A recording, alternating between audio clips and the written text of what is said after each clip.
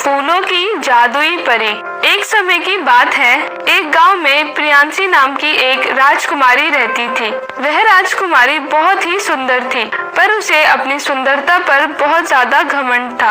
अपनी सुंदरता की वजह से वह सबको अपने आप से कम आका करती थी। वह हमेशा बस दूसरों को जलील किया करती थी। ऐसे ही एक दिन जब उसकी नौकरानी उसके सैंडल को साफ कर रही होती है तो उसके हाथों से उसकी सैंडल छूटकर नीचे गिर जाती है, जिसे देखकर प्रियांशी बोलती है, ओए नौकरानी अंधी है, देखकर काम नहीं कर सकती? मेरा इतना महंगा सैंडल गिरा दिया, इसके नग निकल गए होते तो मेरा पूरा सैंडल खराब हो जाता। मैं तुझे ऐसे नहीं छोड़ूंगी, मैं तुझे इस गलती की कड़ी सजा दूंगी ताकि तुझे यह गलती जिंदगी भर याद रहे। फिर वह नौकरानी राजकुमारी से माफी मांगते हुए बोलती है, नहीं नहीं राजकुमारी जी, आप प्लीज मुझे कोई सजा ना दे, मुझसे गलती हो गई, आज के बाद ये गलती दोबारा नहीं होगी। आप मुझे कृपया सजा ना दे और मुझे माफ कर दे।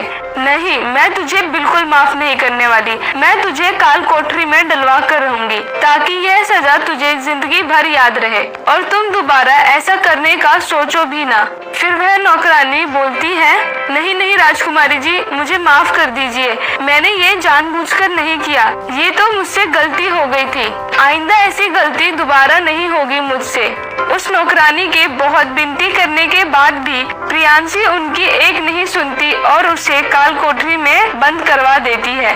सैनिकों, ले जाओ इस बूढ़ी औरत को और इसे ले जाकर कुछ दिनों के लिए काल कोठरी की हवा खिलाओ, जिससे इसे काम करने की थोड़ी अकल आएगी कि काम किया कैसे जाता है। जब यह बात महारानी सुषमा को पता चलती है तो वह फौरन उस नौकरानी को काल कोठरी से छुड़वा लेती है और अपने सैनिक से पूछती है, किसके बोलने पे तुमने इन्हें काल कोठरी में डाला? भले ही ये नौकरानी है, पर इन्होंने यहाँ सालों से काम किया है। मैं पूछती हूँ कि तुमने किसकी इजाजत से इन्हें काल कोठरी में डाला है? फिर वह सैनिक बोलती है, महारानी जी हमें माफ कर दीजिए, हमने ऐसा राजकुमारी जी के कहने पर किया है। जब यह बात महारानी को पता चलती है तो वह उस नौकरानी से पूछती है, क्या यह सही बोल रही है? क्या आपको मेरी बेटी ने काल कोठरी में डलवाया है? फिर वह नौकरानी बोलती है, महारानी जी मेरी ही गलती थी, मुझसे राजकुमारी जी का सैंडल गिर गया था, जिसकी वजह से उन्होंने मुझे काल कोठरी में डाला। फिर महारानी बोलती है, मैं अपनी बेटी की तरफ से आपसे माफी मांगती हूँ। कोई बात नहीं महारानी जी। फिर महारानी अपनी बेटी प्रियांशी के पास जाकर बोलती है, प्रियांशी ये तुमने अच्छा नहीं किया। क्या माँ, ऐसा क्या कर दिया है मैंने? ज्यादा बनो मत, मुझे सैनिकों से पता चला कि तुमने मालिनी को काल कोठरी में डलवाया था और वो भी एक सैंडल के गिर जाने के लिए। तुम्हें जरा सी भी शर्म नहीं आई? अभी जाकर तुम उनसे माफी मांगो, उन्होंने तुम्हें बचपन से पाला है, मुझसे ज्यादा उन्होंने तुम्हारा ख्याल रखा है और तुमने उनके साथ इतनी बदतमीजों की तरह व्यवहार किया। फिर प्रियांशी बोलती है, माँ वे एक नौकरानी है, यह उसका काम है जिसके लिए उसे पैसे मिलते हैं। यहाँ अगर कोई एहसान नहीं करती है वो हम पर, अगर वो अपने अच्छे काम के लिए पैसे लेती है तो उन्हें अपने खराब काम करने के लिए भी तो सजा मिलनी चाहिए ना। तुम उनसे माफी मांगती हो या नहीं? नहीं नहीं, मैं नहीं मांगूंगी। इतना बोलकर प्रियांशी वहाँ से चली जाती है और जाकर अपने गार्डन में बैठ जाती है। अपनी बेटी के इस व्यवहार को देखकर सुषमा को उसके लिए चिंता होने लगती है और वह मन ही मन सोचती है, ना जाने इस लड़की का क्या होगा। अगर इसी प्रकार इसका व्यवहार बना रहा तो वह आगे चलकर अपना राजपाट कैसे संभालेगी, अपनी प्रजा का ध्यान कैसे रखेगी। ये तो बहुत स्वार्थी बनती जा रही है, बिना किसी दूसरे के हित के बारे में सोचे कुछ भी करती है। ऐसे तो वह अपनी प्रजा के लिए एक बहुत ही बुरी रानी बनेगी। मुझे अभी जाकर ये सारी बात प्रियांशी के पिताजी को बतानी होगी। फिर सुषमा महाराजा सूरजमल के पास जाकर बोलती है, सुनिए जी, हमें प्रियांशी के बारे में कुछ सोचना चाहिए। वह दिन पर दिन और भी बिगड़ती जा रही है, वह अपने सिवाय किसी और का सोचती ही नहीं है। आज उसने मालिनी दाई को काल कोठरी में बंद करवा दिया था। मैंने उसे समझाने की कोशिश की कि वह जाकर उनसे माफी मांगे, पर उसने मेरी एक भी नहीं सुनी और वहाँ से चली गई। मुझे प्रियांशी की इस व्यवहार की वजह से उसकी भविष्य की चिंता हो रही है। महारानी सुषमा की यह बात सुनकर महाराजा सूरजमल कहते हैं, हाँ, चिंता तो अब मुझे भी होने लगी है उसकी। अगर उसका ऐसा ही व्यवहार रहा तो वो राजपाट कैसे संभालेगी, इसकी तो मुझे बहुत चिंता हो रही है। अगले साल वो 18 साल की हो जाएगी। मैं उसका राज अभिषेक करने का सोच रहा था, पर उसको मैं अब राजपाट कैसे दूं? उसको तो अपनी जिम्मेदारी का ही एहसास नहीं है, वो राजपाट कैसे संभालेगी? ये सब हमारी ही गलती है। हमने उसे कभी भी जिम्मेदारी का एहसास नहीं कराया। आज वो जैसी बन गई है, इसमें हमारा ही दोष है। फिर महारानी सुषमा बोलती है, हाँ, पर अब हमें उसे सही राह दिखानी होगी। हमें उसे उसकी जिम्मेदारियों का एहसास करवाना होगा। और वहीं प्रियांशी अपने गार्डन में बैठी होती है। उसका गार्डन बहुत ही ज्यादा सुंदर था। वहाँ तरह तरह के रंग बिरंगे फूलों के पौधे थे। उसके गार्डन में एक लड़की काम करती थी जिसका नाम मीना था। मीना बहुत ही गरीब परिवार से थी। उसके घर में उसकी बूढ़ी दादी के सिवाय कोई नहीं था। वह राजमहल के गार्डन में काम करके अपना घर चलाया करती और अपनी दादी का ख्याल रखती थी। उसे फूल बहुत पसंद थे। वह राजमहल के फूलों का बहुत ख्याल रखती है।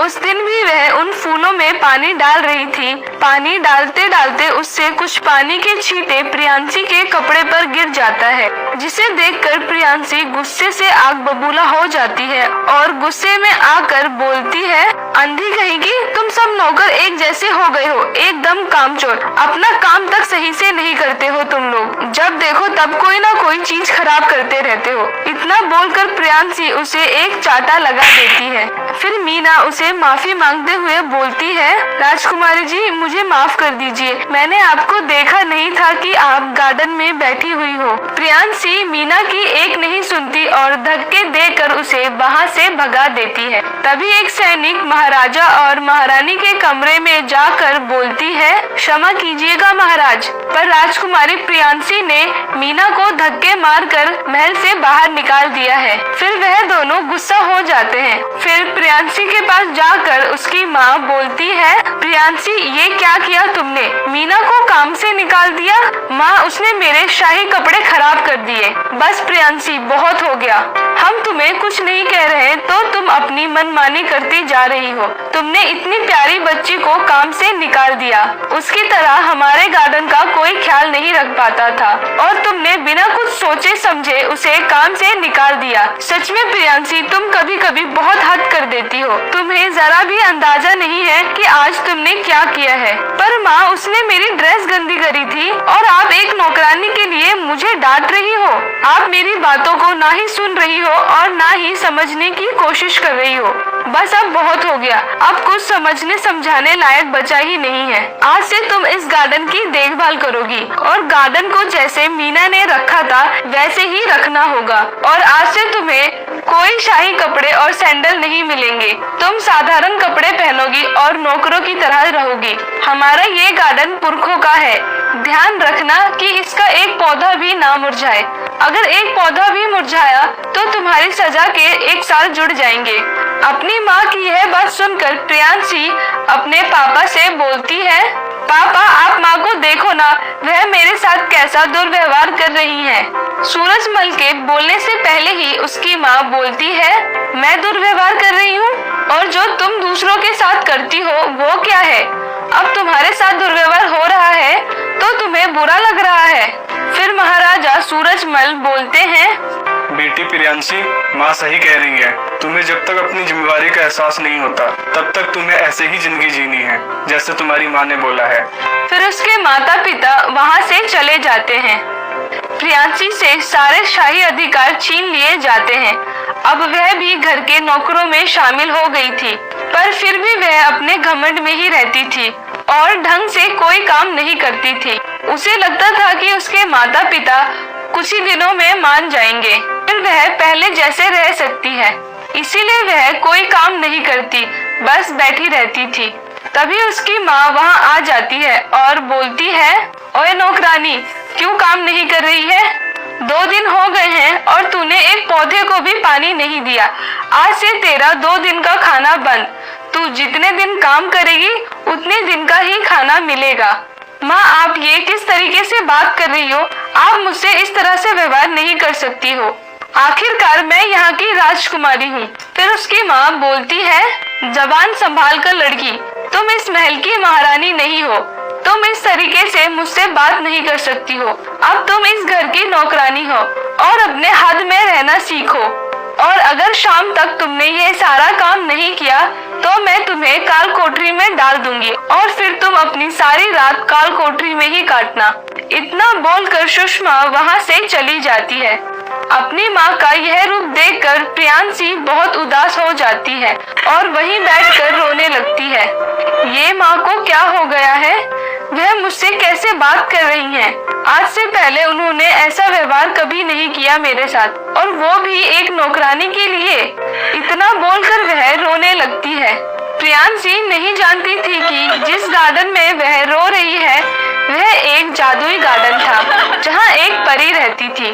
प्रियांशी को रोता देख वह परी बोलती है, प्रियांशी तुम मत रो। प्रियांशी उसे देखकर चौंक जाती है और बोलती है, आप कौन हो और इस राजमहल में कैसे आई? प्रियांशी, मैं राजमहल में ही रहती हूँ, पर मैंने आज से पहले आपको यहाँ कभी नहीं देखा। प्रियांशी, मैं इस गार्डन में रहती हूँ। मैं इस गार्डन की फूलों की परी हूँ। मेरा नाम रोजी परी है। मैं तुम्हें बचपन से ही देखती आ रही हूँ। तुमने बहुत सी गलतियाँ की है और तुम्हारी माँ तुम्हें समझाने की कोशिश कर रही है। याद करो, तुम भी अपने नौकरों के साथ इसी तरीके से बात करती हो। वह तुम्हें तुम्हारी गलतियाँ याद दिला रही हैं और तुम्हें तुम्हारी जिम्मेदारियों का एहसास करवाना चाहती हैं। पर परी, आपने देखा ना माँ ने मुझसे कैसे बात की। वह मुझसे बिल्कुल भी प्यार नहीं करती। उन्होंने मुझे मेरे ही महल की नौकरानी बना दिया है। प्रियांशी, अगर तुम्हें लग रहा है कि तुम्हारी माँ को तुमसे प्यार नहीं है तो तुम यह गलत सोच रही हो। तुम खिड़की से अपनी माँ के कमरे में झांक कर देखो, फिर तुम्हें पता चलेगा। फिर जब प्रियांशी अपनी माँ के कमरे में झांकती है तो वह देखती है कि उसकी माँ रो रही है, जिसे देखकर वह हैरान हो जाती है और परी से बोलती है, परी, माँ तो रो रही है, पर वो क्यों रो रही है? प्रियांशी, तुम्हारी माँ को भी बहुत बुरा लग रहा है तुम्हें इस हालत में देखकर। वह ऐसा तुम्हें सुधारने के लिए कर रही है ताकि तुम्हें अपनी गलतियों का एहसास हो। यह सब सुनकर प्रियांशी को अपनी गलतियों का एहसास होता है। फिर वह परी से बोलती है, रोजी परी, आपका शुक्रिया कि आपने मेरा मार्गदर्शन किया, नहीं तो मैं अपने ही घमंड में इतनी खोई हुई थी कि दूसरों के बारे में कभी सोचा ही नहीं। मैं अपने ही घमंड में इतनी चूर थी कि मुझे एहसास ही नहीं था कि जो मैं बोल रही हूँ उससे सामने वाले को कितना बुरा लग सकता है। मैं आज के बाद कभी भी किसी के साथ दुर्व्यवहार नहीं करूँगी और अपनी जिम्मेदारियों को भी समझूंगी और अपनी पूरी मेहनत के साथ काम करूँगी। फिर प्रियांशी बहुत ही मेहनत के साथ गार्डन का देखभाल करती है और अपना काम करती है। ऐसे ही कुछ महीने बीत जाते हैं। उसे इतनी मेहनत के साथ काम करता देख उसके माता पिता को एहसास होता है कि वह सुधर चुकी है और उसे अपनी जिम्मेदारियों का भी एहसास हो चुका है। फिर वह उसके पास जाकर उसे बोलते हैं, हम तुम्हें माफ करते हैं, तुम्हें अपनी गलतियों का एहसास हो चुका है, अब तुम हमारे साथ राजमहल में रह सकती हो। यह सुनकर प्रियांशी बहुत खुश होती है और फिर अपने माता पिता के साथ राजमहल में चली जाती है। तो मेरे प्यारे दोस्तों, कैसी लगी आपको हमारी ये कहानी? प्लीज कमेंट करके जरूर बताएं और इसे अपने दोस्तों के साथ भी जरूर शेयर करें। और हाँ दोस्तों, अगर आपने अभी तक हमारे इस चैनल को सब्सक्राइब नहीं किया है तो प्लीज नीचे लाल बटन दबाकर अभी सब्सक्राइब कर लें। तो मिलती हूँ आपको किसी नई कहानी के साथ, तब तक अपना ध्यान रखें। Tata, bye bye.